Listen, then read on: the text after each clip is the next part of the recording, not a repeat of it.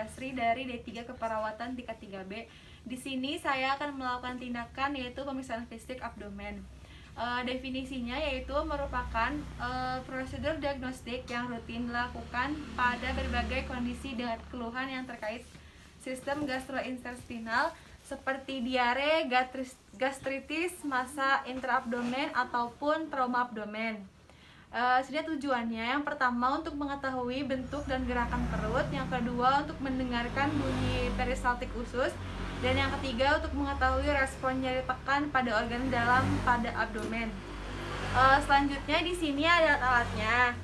Yang pertama ada stetoskop, pen light, tong spettle, handscoon, dan di sini ada indera pengecapannya, garam, kopi, gula, dan asam.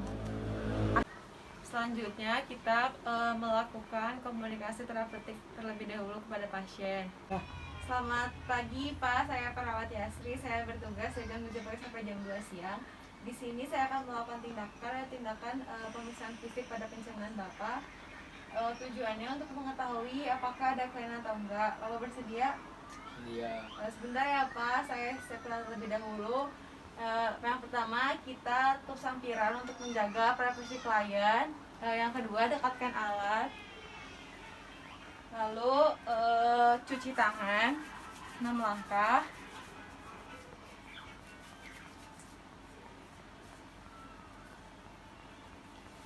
Selanjutnya pakai handscoon.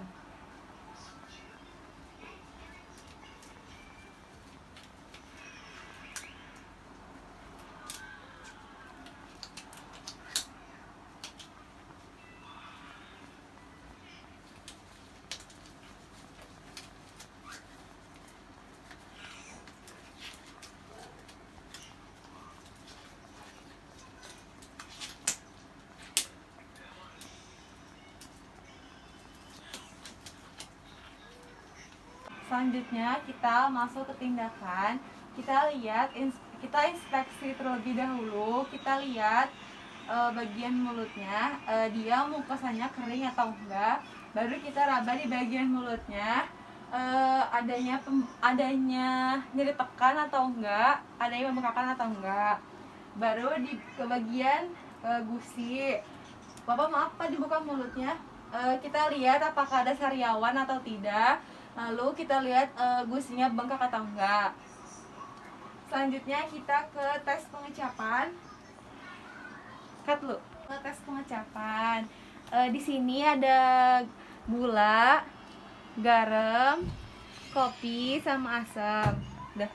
Selanjutnya kita inspeksi di bagian leher. Kita inspeksi di faringnya.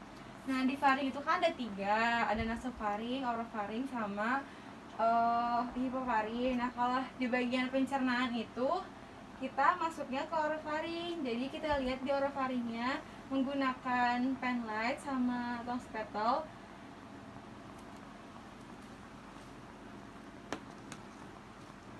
Coba Bapak, kita lihat pakai pen light. Kita cek normalnya tonsil itu T0. Nah, kalau misalkan udah mencapai ke T4, berarti tonsil sudah menutupi si ovulanya. Nah, setelah itu kita palpasi di bagian lehernya.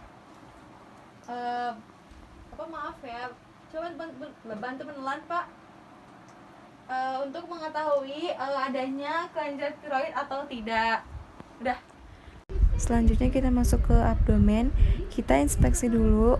Kita lihat si perutnya dia simetris atau enggak. Lalu kita lihat si perutnya itu dia buncit atau enggak. Terus apakah adanya lesi atau tidak, adanya jejaz atau tidak, dan adanya pembengkakan atau tidak. Nah, baru nentuin si kuadrannya. Di kuadran 1 ada dextra superior, kuadran 2 di sinistra superior, kuadran 3 di dextra inferior, dan kuadran 4 di sinistra inferior. Selanjutnya kita auskultasi untuk mengetahui suara bising usus. Nah, normalnya itu 5-35 kali per menit.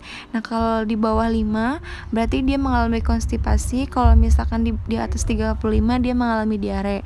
Nah, yang pertama kita auskultasi di kuadran 1 di dextra superior. di hepar atau hati. Selanjutnya di kuadran 2 di sinistra superior di lambung.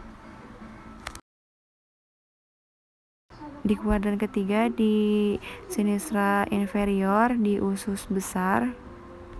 Nah, yang terakhir di kuadran 4 di dextra inferior di usus besar. Nah, selanjutnya kita perkusi di setiap kuadran. Nah, yang pertama itu kita perkusi di kuadran 1 di dextra superior dan di kuadran 2 di sinistra superior. Dan yang ketiga di sinistra inferior kuadran 3 dan yang keempat di kuadran 4 di dextra inferior. Dan normalnya perkusi itu dia timpani, kalau yang gak normalnya itu hipertimpani. Nah, setelah itu kita lakukan perkusi pada ginjal si pasien.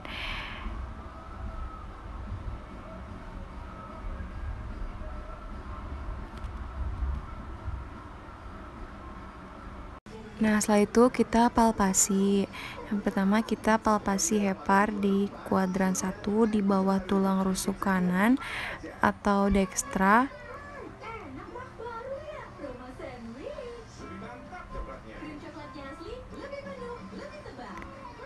Nah, setelah itu kita palpasi yang kedua, kita palpasi di lien atau limpa di kuadran 2 di bawah tulang rusuk kiri atau sinistra.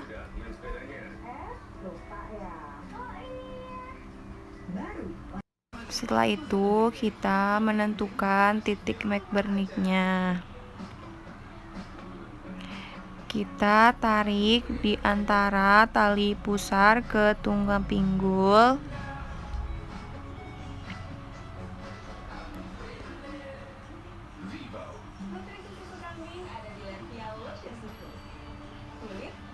Nah, setelah itu baru kita palpasi adanya nyeri, tekan atau tidak. Jadi untuk mengetahui adanya appendicitis atau tidak. Yang terakhir ada inguinal anus. Posisinya itu dorsal recumbens.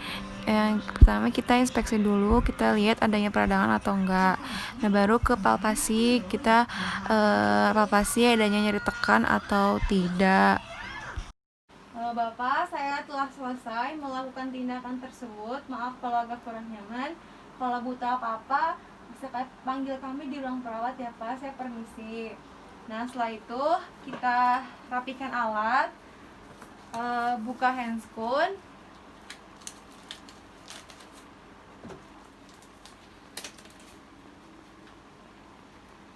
Cuci tangan 6 langkah.